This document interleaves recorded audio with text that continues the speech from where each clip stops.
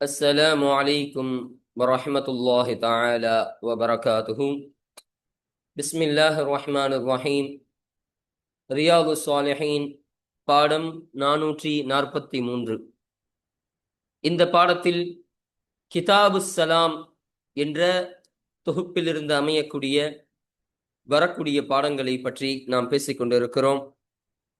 அல்ஹம்துலில்லாஹ், நம்முடைய ஜாமியா ரகீப் எஜுகேஷனல் ட்ரஸ்டின் மூலமாக பல தீன் சம்பந்தப்பட்ட சேவைகளையும் பல துன்யா சம்பந்தப்பட்ட சேவைகளையும் நாம் செய்து கொண்டிருக்கிறோம். இந்த சேவைகள் எவ்வித தொய்வின்றி தொடர்ந்து நடைபெறுவதற்காக நீங்கள் துஆ செய்யுங்கள், இன்னும் ஆதரவு தாருங்கள். நன்மையில் ஒன்று சேருவோம், முந்திக் கொள்வோம். உங்களுடைய நன்கொடைகளை எங்களுக்கு நீங்கள் வழங்க விரும்பினால் எங்களுடைய பேங்க் அக்கவுண்ட் டீட்டெயில்ஸ், வங்கி முகவரிகள் இங்கு கொடுக்கப்பட்டிருக்கிறது. இது அல்லாமல் இங்கு கியூஆர் ஸ்கேனும் கொடுக்கப்பட்டிருக்கிறது. இதன் மூலமாக நீங்கள் ஸ்கேன் செய்தும் உங்களுடைய நன்கொடைகளை எங்களுக்கு நீங்கள் தாராளமாக வழங்கலாம்.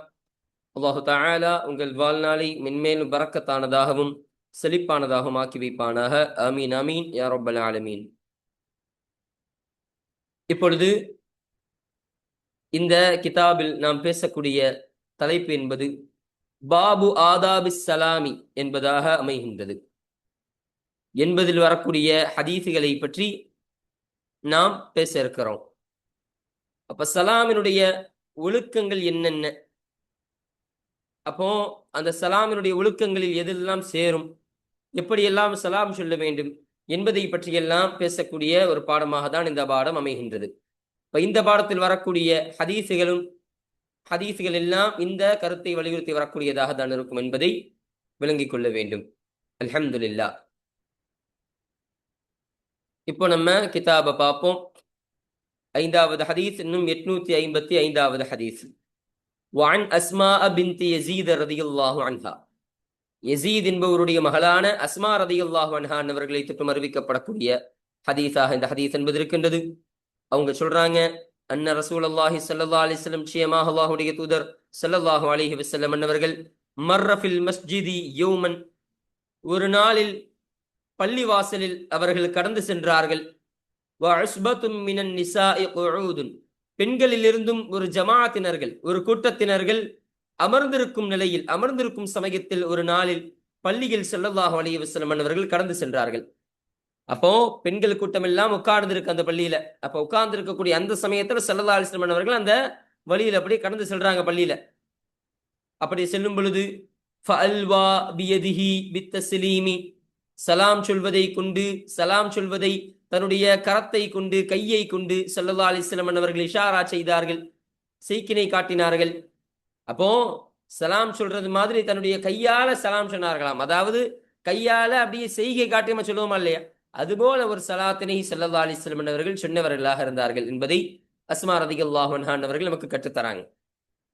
பாருங்க, ரவாஹு திர்மிதியு, இந்த ஹதீஸனை திர்மிதி ரஹ்மத்துல்லாஹி அலைஹி அன்னவர்கள் அறிவித்தார்கள். வகால, இன்னும் அவர்கள் சொன்னார்கள், ஹதீஸுன் ஹஸனுன், ஹஸனான ஹதீஸ் என்பதாக இந்த ஹதீஸனை திர்மிதி ரஹ்மத்துல்லாஹி அலைஹி அன்னவர்கள் சொன்னார்கள் என்பதை நமக்கு கற்றுத்தராங்க. இந்த ஹதீஸினுடைய கூடுதல் விளக்கத்தை நமக்கு சொல்றாங்க பாருங்க. வஹாதா, இன்னும் இந்த ஹதீஸ் ஆகிறது, மஹ்மூலுன், சுமத்தாட்டப்பட்டதாக இருக்கின்றது, அலா அன்னஹு, நிச்சயமாக ஸல்லல்லாஹு அலைஹி வஸல்லம் அவர்கள் ஜமஅ பைனல் லஃظி வல் இஷாரதி, வார்த்தைக்கு மத்தியிலேயும் இன்னும் செய்கை காட்டுவதற்கு மத்தியிலேயும் ஒன்று சேர்த்தார்கள் என்ற கருத்தின் மீதே இது சுமத்தாட்டப்பட்டதாக இருக்கின்றது என்பதை சொல்லித்தராங்க. என்ன சொல்றாங்கன்னா, ஸல்லல்லாஹு அலைஹி வஸல்லம் அவர்கள் வெறும் கையால மட்டும் செய்கை காமிக்கல, அதே போல வெறும் வார்த்தையால் மட்டும் செய்கை காமிக்கல, வார்த்தையாலும் செய்கையாலும் இரண்டிற்கும் மத்தியில, அப்ப அது இரண்டையும் ஒன்று சேர்க்கும் விதமாக ஸல்லல்லாஹு அலைஹி வஸல்லம் அவர்கள் செய்கை காட்டினார்கள் என்பதை சொல்றாங்க. இப்ப வெறும் கையால மட்டும் இஷாரா காமிக்கல, அவர்கள் கொஞ்சம் வார்த்தைகளோடும் சொல்லக்கூடியவர்களாக இருந்தார்கள் என்பதை இதன் மூலமாக நமக்கு கற்றுத்தரக்கூடியவர்களாக இருக்கிறார்கள். இப்ப எதனால ஸல்லல்லாஹு அலைஹி வஸல்லம் அவர்கள் வெறும் கையால இஷாரா கொடுக்கல, அவர்கள் எதனால் கொஞ்சம் வார்த்தையும் வெளிப்படுத்தினாங்கன்னு சொன்னா, யூதர்கள் இருக்கிறார்கள் இல்லையா, அந்த யூதர்கள் தங்களுடைய விரல்களாலும், நசராக்கள் அதாவது கிறிஸ்துவர்கள் எல்லாம் தன்னுடைய உள்ளங்கையாலும் அவர்கள் சலாம் சொல்லக்கூடியவர்களாக இருப்பார்களாம் ஒருவருக்கொருவர். இப்ப இதற்கு ஒப்பாகிவிடக்கூடாது, நம்மளும் கையால் சலாம் சொல்லக்கூடாது என்பதற்காக, அதற்கு ஒப்பாகிவிடக்கூடாது என்ற காரணத்தினால் ஸல்லல்லாஹு அலைஹி வஸல்லம் அவர்கள் சில வார்த்தைகளை சொல்லியும் அவர்கள் சலாம் வார்த்தைகளாலும் சொன்னாங்க, இஷாராவாலும் சொன்னார்கள் என்பதை நமக்கு இங்கு கற்றுத்தரக்கூடியவர்களாக இருக்கிறார்கள். அப்போ இந்த ஹதீஸினுடைய ஷரஹ்ல நமக்கு ஒரு கேள்வி எழுப்புறான். ஒரு அந்நிய ஆணுக்கு ஒரு அந்நிய பெண்ணுக்கு ஒரு ஆண் சலாம் கூறலாமா? ஒரு அந்நிய ஆணுக்கு ஒரு பெண் சலாம் கூறலாமான்னு கேட்டா, எந்த ஒரு ஃபித்னாவும் இல்லை என்று சொன்னால், ஃபித்னாவை பயப்படவில்லை என்று சொன்னால், ஒரு அந்நிய ஆணுக்கு ஒரு அந்நிய பெண்ணோ இல்லை ஒரு அந்நிய பெண்ணுக்கு ஒரு அந்நிய ஆணோ மறைமுகமாக சலாம் சொல்லிக் கொள்வது கூடும், இஸ்லாத்தில் அனுமதிக்கப்பட்டது என்பதை சொல்லுகிறார்கள். அப்போ ஸல்லல்லாஹு அலைஹி வஸல்லம் அவர்கள் பேணிக்கையின் உச்சக்கட்டத்தில் உள்ளவர்கள், அவர்களுக்கு எந்த ஒரு ஃபித்னாவும் எந்த ஒரு குழப்பங்களும் ஏற்படாது. அதன் காரணமாக ஸல்லல்லாஹு அலைஹி வஸல்லம் அவர்கள் அப்படி சலாம் சொல்லக்கூடியவர்களாக இருந்தார்கள். அப்ப நம்ம பெண்களிடத்துல பேசுவதன் மூலமாக சில தீய எண்ணங்கள், கெட்ட எண்ணங்கள் வருகிறது, சில குழப்பங்கள் மனதில் நேருகிறது என்று சொன்னால், அப்படி இருக்கும் சமயத்தில் சலாம் சொல்வது என்பது கூடாது என்பதை இந்த இஸ்லாம் நமக்கு கற்றுத்தரக்கூடியதாக இருக்கின்றது. என்ற ஒரு விளக்கத்தையும் நமக்கு ஷரஹ்ல அருமையாக சொல்லித் தரக்கூடியவர்களாக இருக்கிறார்கள். சொல்றாங்க பாருங்க, வயு ஐயிதுஹு, இன்னும் இந்த கருத்தை உறுதிப்படுத்துகிறது, அன்னஃபி ரிவாயத்தி அபி தாவூத ஃபஸல்லம அலைனா, நிச்சயமாக இமாம் அபூ தாவூத் ரஹ்மத்துல்லாஹி அலைஹி அவர்களுடைய அறிவிப்பில் உள்ளது, ஃபஸல்லம அலைனா, ஃபஸல்லம அலைனா என்ற அவர்கள் அறிவிப்பில் உள்ள இந்த வார்த்தை என்பது இந்த கருத்தை உறுதிப்படுத்தக்கூடியதாக இருக்கின்றது என்பதை நமக்கு சொல்லித் தரக்கூடியவர்களாக இருக்கிறார்கள். அப்போ இந்த ஹதீஸ்ல தான் வெறும் இஷாரான வந்திருக்குது. மற்ற ஹதீசுகள்ல பார்க்கும் பொழுது ஃபஸல்லம அலைனா, எங்களின் மீது ஸல்லல்லாஹு அலைஹி வஸல்லம் அவர்கள் சலாம் சொன்னார்கள் என்ற வார்த்தையே இடம்பெற்றிருக்கின்றது என்பதை நமக்கு இதன் மூலம் கற்றுத்தரக்கூடியவர்களாக இருக்கிறார்கள். அல்ஹம்துலில்லாஹ். இப்ப இந்த ஹதீஸானது இந்த பாடத்திற்கீழ் பதிவு செய்யப்படுவதற்கான காரணம் என்னன்னு சொன்னா, இங்கு ஸல்லல்லாஹு அலைஹி வஸல்லம் அவர்கள் ஒரு பெண்களுக்கு மத்தியில் இருக்கும் சமயத்தில் அந்த பெண்களுக்கு எவ்வாறு சலாம் கூற வேண்டும் என்ற ஒரு அருமையான விஷயத்தை நமக்கு இந்த ஹதீஸின் மூலம் கற்றுத்தரக்கூடியவர்களாக இருக்கிறார்கள். அப்ப இந்த ஒரு கருத்தின் காரணமாக தான் இந்த ஹதீஸ் என்பது இந்த பாடத்திற்கீழ் பதிவு செய்யப்படுவதற்கான காரணமாக இது அமைகின்றது. அடுத்தபடியாக பாருங்க, 6வது ஹதீஸ், இன்னும் 856வது ஹதீஸ். وعن أبي جري الهجيمي رضي الله عنه, ஹுஜைமி கோத்திரத்தை சார்ந்த அபூ ஜுரை ரதியல்லாஹு அன்ஹு அவர்களை தொற்றும் அறிவிக்கப்படக்கூடிய ஹதீஸாக இந்த ஹதீஸ் என்பது இருக்கின்றது. கால, அவர்கள் சொன்னார்கள், அதைத்து ரசூலல்லாஹி ஸல்லல்லாஹு அலைஹி வஸல்லம், அல்லாஹ்வுடைய தூதர் ஸல்லல்லாஹு அலைஹி வஸல்லம் இடத்தில் நான் வந்தேன். ஃபகுல்து, அப்பொழுது நான் சொன்னேன், அலைக்கஸ்ஸலாமு யா ரசூலல்லாஹ், அல்லாஹ்வுடைய தூதரே, அல்லாஹ்வுடைய சாந்தி, சலாம் என்ற சாந்தி என்பது உங்களின் மீது உண்டாகட்டும் என்று நான் கூறிய பொழுது, கால, அந்த யாரு அபூ ஜுரை ரதியல்லாஹு அன்ஹு அவர்கள் சொன்னார்கள், கால ரசூலுல்லாஹி ஸல்லல்லாஹு அலைஹி வஸல்லம் அவர்கள் சொன்னதாக அபூ ஜுரை ரதியல்லாஹு அன்ஹு சொல்றாங்க. ஸல்லல்லாஹு அலைஹி வஸல்லம் சொன்னார்களாம், லா தகுல் அலைக்கஸ்ஸலாம், அலைக்கஸ்ஸலாம் என்பதாக நீ சொல்லாதே. ஃபஇன்ன அலைக்கஸ்ஸலாமு, ஏனென்றால் நிச்சயமாக அலைக்கஸ்ஸலாம் என்ற வார்த்தையாகிறது தஹிய்யத்துல் மௌத்தா, அது மரணித்தவர்களுடைய வாழ்த்தாக இருக்கின்றது என்று ஸல்லல்லாஹு அலைஹி வஸல்லம் அவர்கள் கூறக்கூடியவர்களாக இருந்தார்களாம். இப்ப மரணித்தவர்களுடைய வாழ்த்துனா ஷரஹ்ல சொல்றாங்க, ஜாஹிலியா காலத்துல, அதாவது அந்த மடமைத்துவத்தினுடைய அந்த காலத்தில் கவிஞர்கள் அதிகமாக இந்த அலைக்கஸ்ஸலாம் என்ற வார்த்தையை தான் பயன்படுத்தக்கூடியவர்களாக இருப்பார்களாம். ஒரு மரணத்தின் போது ஒரு மௌத்தாக்களுடைய ஒரு சபையில் இப்படிப்பட்ட அலைக்கஸ்ஸலாம் என்ற வார்த்தையை சொல்லியும் அதை கவிஞர்கள் அதிகமாக பயன்பாட்டில் கொண்டவர்களாக இருந்தார்கள். அதனால் அத்தகைய வார்த்தையை நீங்கள் சொல்லாதீர்கள், அஸ்ஸலாமு அலைக்க என்பதாக நீங்கள் சொல்லிக் கொள்ளுங்கள் என்பதை ஸல்லல்லாஹு அலைஹி வஸல்லம் அவர்கள் இந்த ஹதீஸின் மூலம் கற்றுத் தருகிறார்கள். ரவாஹு அபூ தாவூத வ திர்மிதியு, இந்த ஹதீஸனை இமாம் அபூ தாவூத் ரஹ்மத்துல்லாஹி அலைஹி என்னவர்களும் இமாம் திர்மிதி ரஹ்மத்துல்லாஹி அலைஹி என்னவர்களும் அறிவித்தார்கள் என்பதை நமக்கு சொல்லித் தராங்க. வகால, இன்னும் அந்த திர்மிதி ரஹ்மத்துல்லாஹி அலைஹி என்னவர்கள் சொன்னார்கள், ஹதீஸுன் ஹஸனுன் ஸஹீஹுன், இது ஸஹீஹான ஹஸனான ஹதீஸ் என்பதாக திர்மிதி ரஹ்மத்துல்லாஹி அலைஹி என்னவர்கள் சொன்னார்கள். வகத் சபக லஃதுஹு, இந்த ஹதீஸினுடைய வார்த்தை என்பது திட்டமாக முன் சென்று விட்டது. பிதூலிஹி, இந்த ஹதீஸினுடைய நீளத்தோடு இந்த ஹதீஸினுடைய வார்த்தை என்பது முன் சென்று விட்டது என்பதை சொல்கிறார்கள். அப்ப இது ஒரு நீண்ட ஹதீஸாக இருக்கும். இதற்கு முந்தைய பாடத்துல வரும் அந்த ஹதீஸ். அப்ப அந்த ஹதீஸ்ல அந்த பாடத்திலேயே அது முன் சென்று விட்டது, இங்கு சுருக்கத்தை மாத்திரமே கொண்டு வந்திருக்கிறார்கள் என்பதை நமக்கு இதன் மூலம் விவரித்து தரக்கூடியவர்களாக இருக்கிறார்கள். இப்ப இந்த ஹதீஸ் என்பது இந்த பாடத்திற்கு பதிவு செய்யப்படுவதற்கான காரணம் என்னன்னு சொன்னா, இங்கும் அந்த சலாமினுடைய கைஃபியத், அதாவது இது சலாமினுடைய முறைகளை பற்றி பேசக்கூடிய பாடமாக இருக்கு. அதனால சலாம் எவ்வாறு கூற வேண்டும் என்று சொன்னால் அலைக்கஸ்ஸலாம் என்று கூறக்கூடாது, அஸ்ஸலாமு அலைக்கும் என்பதாக கூற வேண்டும் என்பதை ஸல்லல்லாஹு அலைஹி வஸல்லம் அவர்கள் இந்த ஹதீஸின் மூலம் அபூ ஜுரை ரலியல்லாஹு அன்ஹு அவர்களுக்கு கற்றுத் தந்திருக்கிறார்கள். அப்ப இந்த ஒரு கருத்தின் காரணமாக தான் இந்த ஹதீஸ் என்பது இந்த பாடத்திற்கு பதிவு செய்யப்படுவதற்கான காரணமாக இது அமைகின்றது. அடுத்தபடியாக பாருங்க, 133வது பாடம். இந்த பாட தலைப்பு என்ன? பாபு ஆதாபு சலாமி, சலாமினுடைய அதபுகள், ஒழுக்கங்கள் குறித்த பாடமாக இருக்கின்றது. அப்போ மேல சலாமினுடைய கைஃபியத், அதாவது அதனுடைய அந்த முறைகளை பற்றி சொன்னார்கள். சலாம் இவ்வாறு கூற வேண்டும் என்ற முறைகளை கற்றுத்தரக்கூடிய பாடமாக இருந்துச்சு. இப்ப இந்த பாடம் என்பது அந்த சலாமினுடைய ஒழுக்கங்கள் என்னென்ன என்பதை கற்றுத்தரக்கூடிய பாடமாக இந்த பாடம் என்பது அமையக்கூடியதாக இருக்கு. சொல்றாங்க பாருங்க, 1வது ஹதீஸ் 857வது ஹதீஸ்.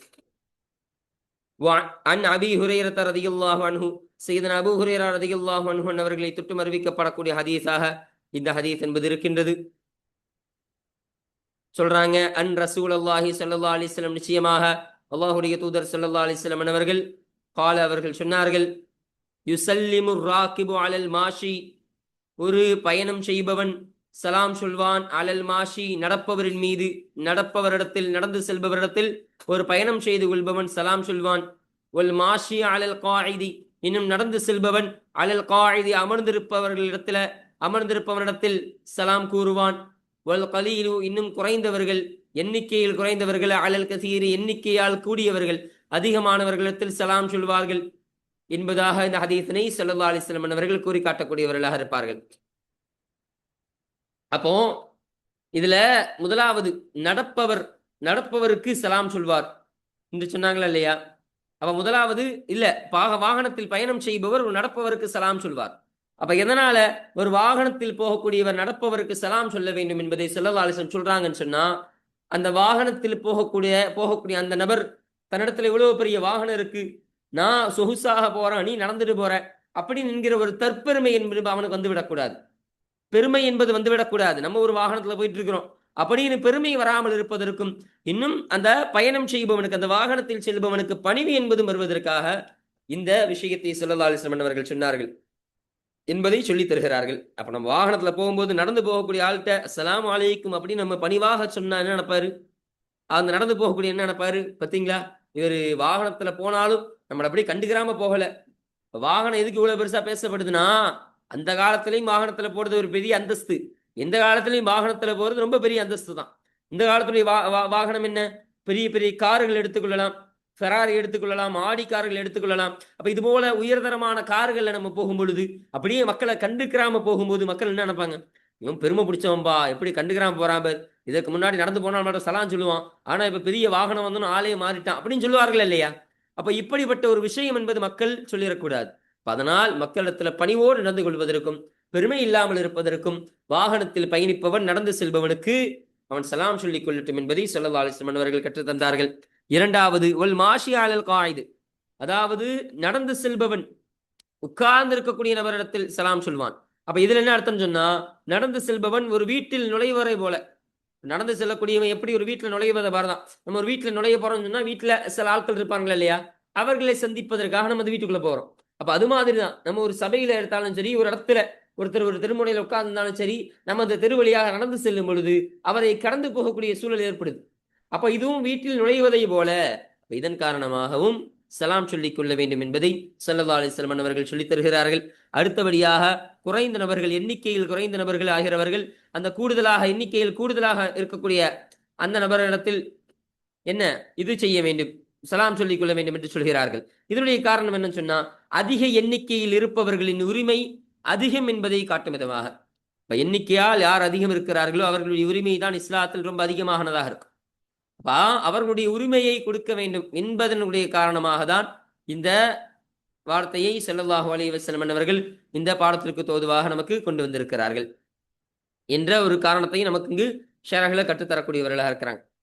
இன்னும் சொல்றாங்க, இப்னுல் அரபி ரஹ்மத்துல்லாஹி அலைஹி அவர்கள் சொல்லும் பொழுது சொல்றாங்க, இந்த உலகத்தில் சிறப்பானவர், இன்னும் பொறுப்பில் உள்ளவர் முந்திக் கொண்டு சலாம் சொல்ல வேண்டும் என்பதை நமக்கு கற்றுத்தரக்கூடியவர்களாக இருக்கிறார்கள். இந்த உலகத்தில் பெரிய தலைவராக இருக்கிறான், ஒரு பெரிய பதவியில் இருக்கிறார், இல்ல ஒரு சிறப்புடையவராக இருக்கிறார்னு சொன்னா அவன் நினைச்சு கொள்ளக்கூடாது நம்ம சிறப்பு வாய்ந்தவர்கள், நம்ம ஒரு பதவியால் அந்தஸ்து உயர்ந்தவர்களாக இருக்கிறோம், அதனால மக்கள் தான் நமக்கு சலாம் சொல்லணும், நம்ம சலாம் சொல்ல வேண்டிய தேவையில்லை அப்படின்னு நினைச்சிடக்கூடாது. அவன் சலாம் சொல்ல வேண்டும். சலாமை முதலாவதாக துவங்கும் நபர் அவனாக இருக்க வேண்டும் என்பதை இப்னு அரபி ரலியல்லாஹு அன்ஹு அவர்கள் இந்த ஷரஹ்ல நமக்கு கற்றுத்தரக்கூடியவர்களாக இருக்கிறார்கள் என்பதையும் நம்ம இதில் பார்க்க முடியுது.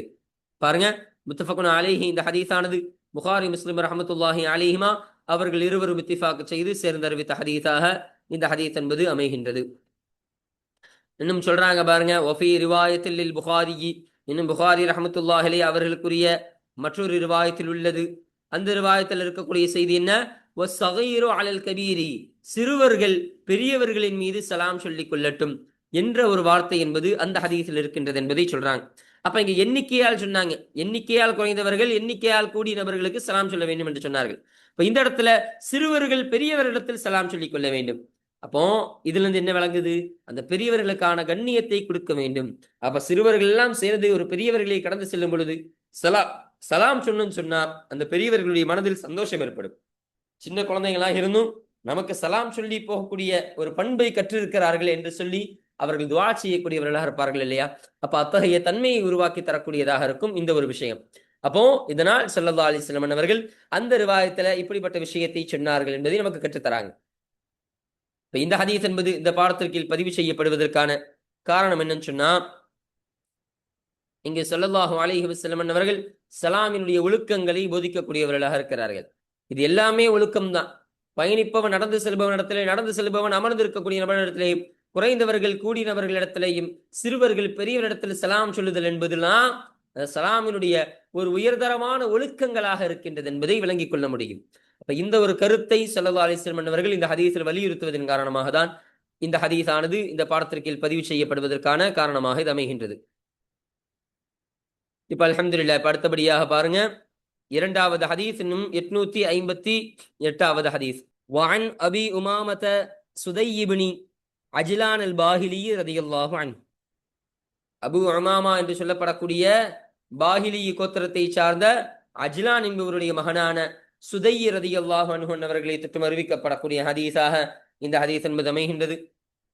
கால அவர்கள் சொன்னார்கள், கால ரசூலுல்லாஹி ஸல்லல்லாஹு அலைஹி வஸல்லம், அல்லாஹ்வுடைய தூதர் ஸல்லல்லாஹு அலைஹி வஸல்லம் அவர்கள் சொன்னதாக அந்த சுதை ரலியல்லாஹு அன்ஹு அவர்கள் சொன்னார்கள், இன்ன அவுலன் நாசி பில்லாஹி, நிச்சயமாக அல்லாஹ்விடத்தில் மக்களில் மிக உயர்ந்தவராகிறவர் மம் பதஅஹும் பிஸ்ஸலாமி, அந்த மக்களில் சலாமை கொண்டு யார் முதலில் ஆரம்பம் செய்வாரோ அவரே அல்லாஹ்விடத்தில் மக்களில் மிக உயர்ந்தவராக இருக்கிறார் என்று ஸல்லல்லாஹு அலைஹி வஸல்லம் அவர்கள் கற்றுத்தந்தார்கள்.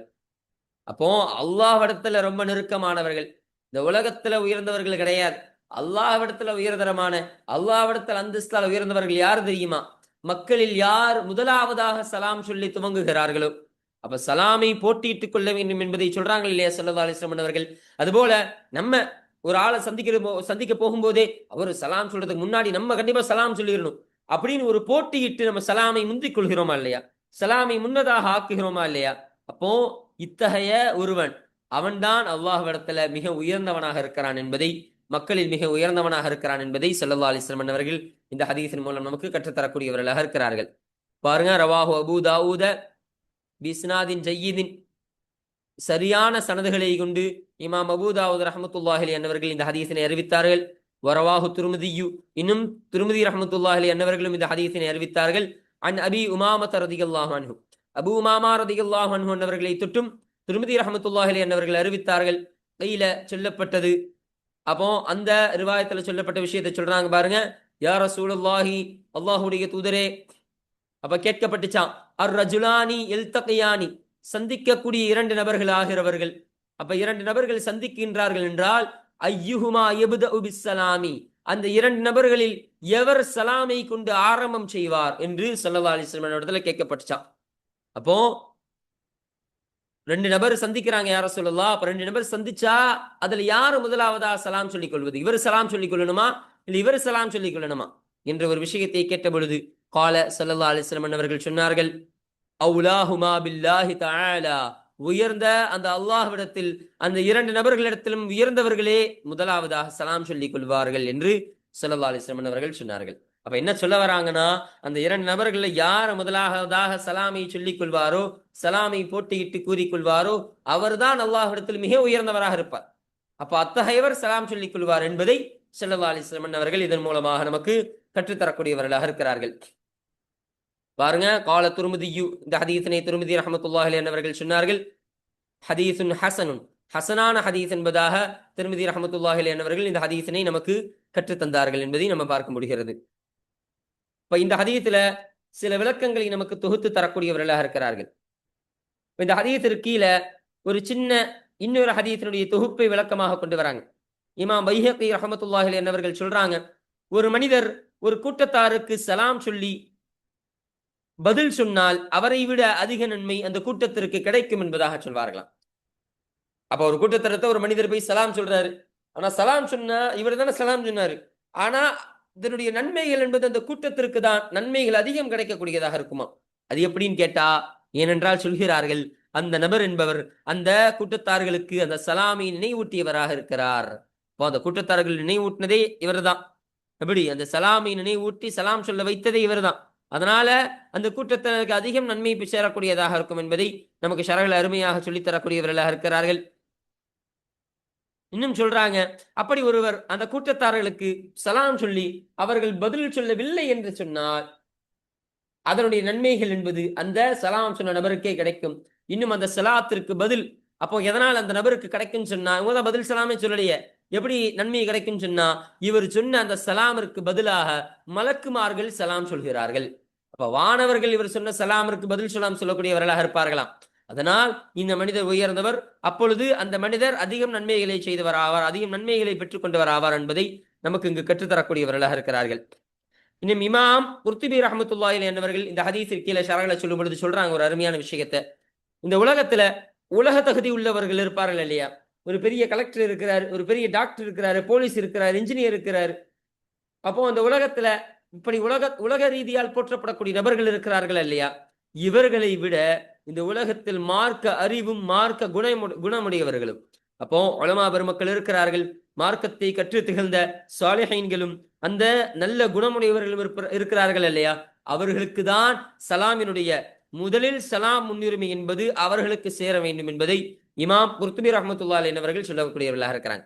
அப்போ ஒரு சபையில இப்படி எடுத்துக்கொள்ளலாம், ஒரு சபையில ஒரு பெரிய பெரிய டாக்டர்ஸ் இருக்கிறாங்க, ஒரு பெரிய ஆலிம்கள் இருக்கிறாங்கன்னு சொன்னா, நம்மளுடைய சலாம் என்பது அந்த டாக்டர்களுக்கு சொல்வதற்கு முன்னால் அந்த ஆலிம்களுக்கு சொல்லிவிட்டு தான் அந்த டாக்டர் இடத்துல சலாம் சொல்ல வேண்டும் என்பதை இதன் மூலமாக நமக்கு குர்துபி ரஹ்மத்துல்லாஹி அலைஹி அவர்கள் கற்றுத்தரக்கூடியவர்களாக இருக்கிறார்கள் என்பதை பார்க்க முடிகிறது.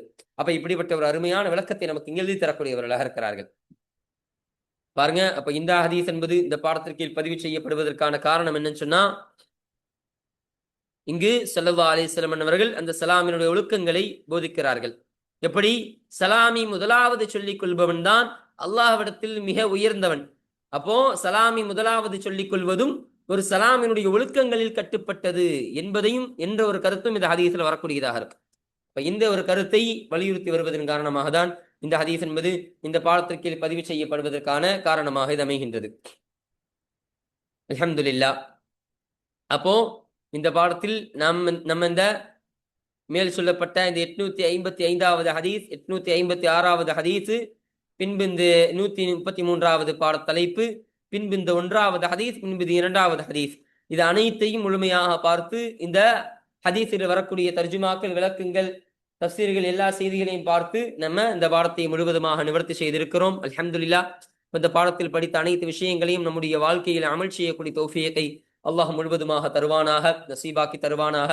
இப்ப இன்ஷா அல்லாஹ் அடுத்த பாடத்தில் இந்த 134வது வார்த்தை குறித்த செய்திகள், அதில் சொல்லப்படக்கூடிய விஷயங்கள், அதனுடைய தர்ஜுமாக்கள், அதற்கு கீழ் வரக்கூடிய ஹதீஸுகள், அதனுடைய தர்ஜுமாக்கள், விளக்கங்கள் போன்ற அனைத்து செய்திகளையும் பற்றி இன்ஷா அல்லாஹ் அடுத்த பாடத்தில் நாம் முழுமையாக பார்ப்போம். வாஹிர் தஅவானா அல்ஹம்துலில்லாஹி ரப்பில் ஆலமீன். அஸ்ஸலாமு அலைக்கும் வரஹ்மத்துல்லாஹி தஆலா வபரகாத்துஹு.